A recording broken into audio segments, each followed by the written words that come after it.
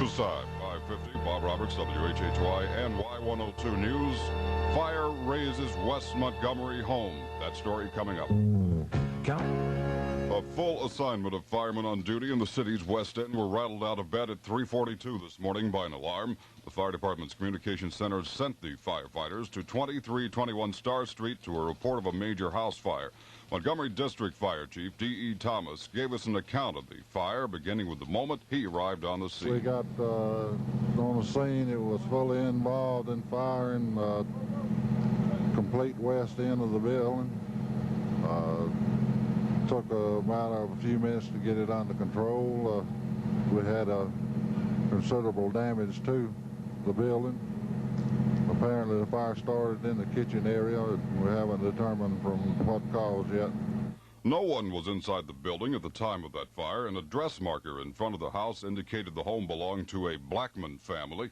Live electric wires running behind the house to a nearby utility pole fell, but one fireman was quickly assigned to warn passers-by about the danger.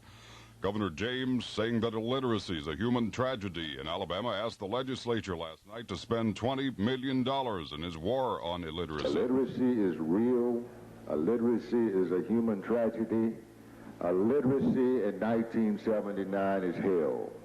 The governor also asked the legislature to generate some $85 million for a new highway program and to pass a new state constitution. James said in the televised address to the House and Senate he wants to win the war on illiteracy for the children of Alabama because, he says, it's real and human tragedy. James said his education budget will provide $20 million for his attack on illiteracy, including $5.8 million to fund 320 additional kindergarten units. The City Council last night considered seeking legislation to require all Alabama drivers to have an automobile liability insurance policy. WHHY's Jim McDade covered the meeting. He files this report. The Legislative Committee was asked by Councilman Herman Harris to seek legislation that would require Alabama drivers to have liability insurance. Harris made the proposal to Joe Reed, who heads up the Legislative Committee, and suggested that a strict law be introduced that would give authorities the power to deny an auto license to car owners not having liability insurance. Reed said the committee will look into the matter and possibly offer a proposal later. Jim McDade, WHHY News. Man robbed in turnip patch. That story next.